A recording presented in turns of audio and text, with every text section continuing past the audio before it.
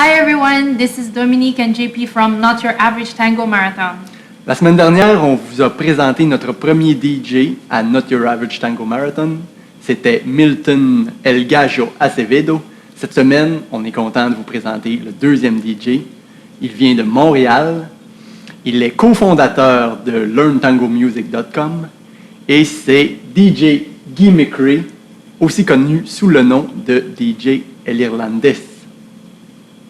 We're here today at the Las Pianas Tango, where DJ Guy has been regularly DJing the Friday Midi Milonga, Saturday Mimosa Practica, and Sunday Party Longa.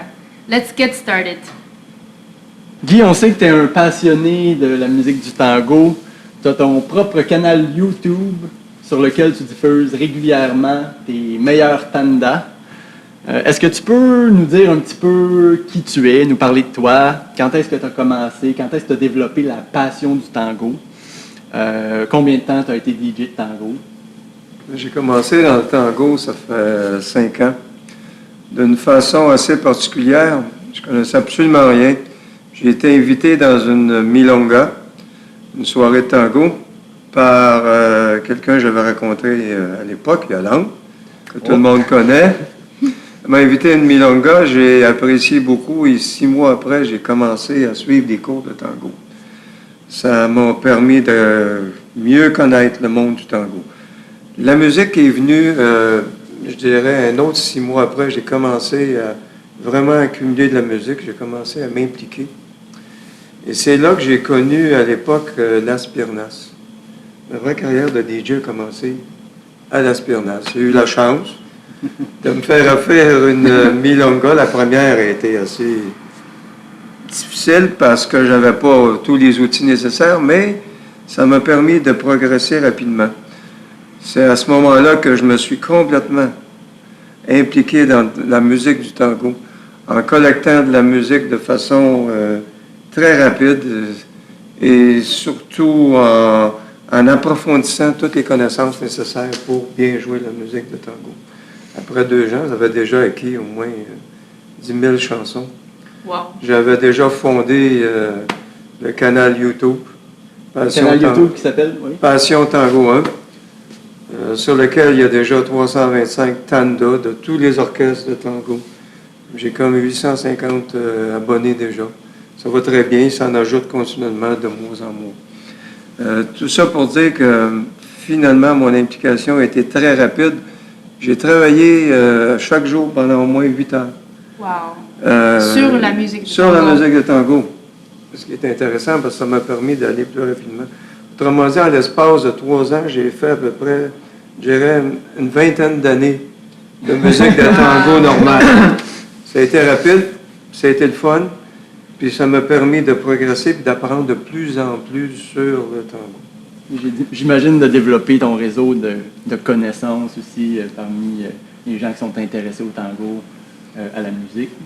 Oui, ça m'a permis de développer un bon réseau à travers le monde. Je suis connecté avec au moins 25 à 30 DJ de tango internationaux en Europe, en Amérique du Sud, un peu partout.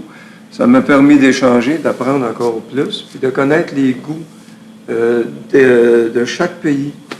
Et assez surprenant je reviens à YouTube. Dans YouTube, les gens qui écoutent le plus les tandas, c'est des Argentins. Oui. La grosse majorité. Après, c'est des Italiens. Après, il y a les Colombiens, les Français, puis après vient l'Amérique du Nord. Oui. C'est très surprenant. Ça veut dire que je rejoins assez bien ces gens-là qui connaissent beaucoup la musique. Ça devient de plus en plus intéressant. Et juste comme ça, c'est quoi ton orchestre préféré? Mon orchestre préféré, j'en ai quelques-uns. Mais le top, je dirais que c'est quand même D'Arienzo.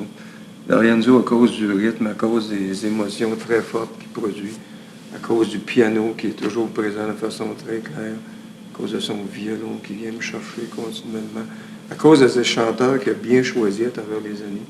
Il y en a eu plusieurs, mais il les choisissait toujours avec un grand soin. La deuxième orchestre, je parlerai beaucoup de Troilo, parce que Troilo a une musique très spéciale. J'aime beaucoup la musique de Troilo pour les états d'âme musicaux qu'il va chercher en profondeur, la façon que le bandoneon apporte quelque chose de supplémentaire à chaque chanson. Les voix de ces chanteurs qui sont superbes, il a toujours choisi des très bons chanteurs. Donc, Troilo.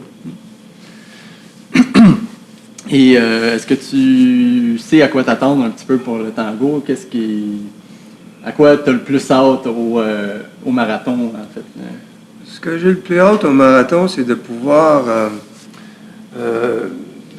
donner aux gens qui vont danser le maximum de ce qui a été créé à l'époque de l'âge d'or du tango. Pour moi, c'est les années 35 à 1945. C'est là où le tango a changé complètement. C'est là où tous les orchestres ont modifié le style. C'est là où les chanteurs, les meilleurs, se sont produits. Ça ne s'est jamais vraiment reproduit de la même façon après. Donc, je vais apporter le maximum de cette époque-là qui contient plein d'émotions musicales, plein de chanteurs qui se donnent au maximum avec des orchestrations superbes. J'ai hâte d'apporter ça sur un plateau d'argent aux danseurs qui vont aller au Not the Average Tango Marathon. Oui. Ça va être super, ça va faire une milonga vraiment qui va donner le maximum aux gens. Bon. Selon toi, c'est quoi le plus important, l'élément pour être un bon DJ de tango? C'est de transmettre les émotions que chaque orchestre a créées. C'est de pouvoir vraiment montrer aux gens ce que ces gens-là ont créé à cette époque-là. Parce que quand tu donnes du tango à des danseurs, il faut que tu penses qu'à l'époque, les gens vivaient d'une certaine façon. Les paroles ont été écrites souvent par des poètes de l'époque qui fréquentaient les confitérias, les cafés, ou les endroits où ils dansaient le tango. Ils fréquentaient les musiciens. Tout le monde était ensemble, faisait un mélange superbe. Donc, c'est ce qui est le plus important, c'est de bien transmettre l'esprit du tango aux gens qui vont être au marathon. Guy, dites-nous, quel est l'horaire durant lequel tu seras DJ? Je vais jouer dans l'après-midi, de 2h d'après-midi à 6h. Ça, c'est samedi après-midi? C'est le samedi après-midi, c'est une belle période. Ça va me permettre d'avoir une clientèle peut-être un peu différente du soir. Oui. Et je suis prêt à ça. Et as-tu ton plan, justement, pour être capable de garder les gens sur la piste de danse pendant cet horaire-là, qui va être quand même ceux qui vont être restés depuis le vendredi soir Oui. vont être rendus assez fatigués à cette période-là?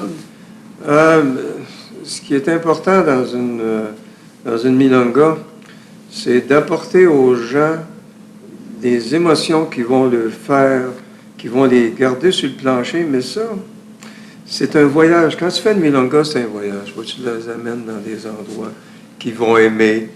Donc, les orchestres choisis vont être très importants. Le rythme, ce que ces orchestres-là ont voulu donner aux gens à l'époque, je vais le redonner actuellement de façon constante. C'est pas juste de donner des bonnes chansons. Ça va être aussi de donner des chansons qui vont provoquer quelque chose à l'intérieur, qui vont leur permettre de danser, de garder toujours le contact avec la piste. Ça, c'est important. Tu ne peux pas non plus forcer les gens à aimer certaines musiques, mais tu peux leur apporter de la belle musique qui va les tenir sur le plancher. Ça, c'est important. Bon. On a confiance en toi. J'espère, merci beaucoup. Guy, as-tu quelque chose à dire aux tangueros et tangueras qui viendront cet été au marathon? Oui, ce que je pourrais dire aux tangueros et tangueras, c'est ce que je vous promets, une milonga qui va être inoubliable. Vous allez sortir du Not Your Average Tango Marathon avec de la musique dans la tête pour des heures et des journées à venir. Je vous attends du 3 au 5 juillet à Not Your Average Tango Marathon. C'est un rendez-vous, j'y serai. C'est un rendez-vous à Montréal.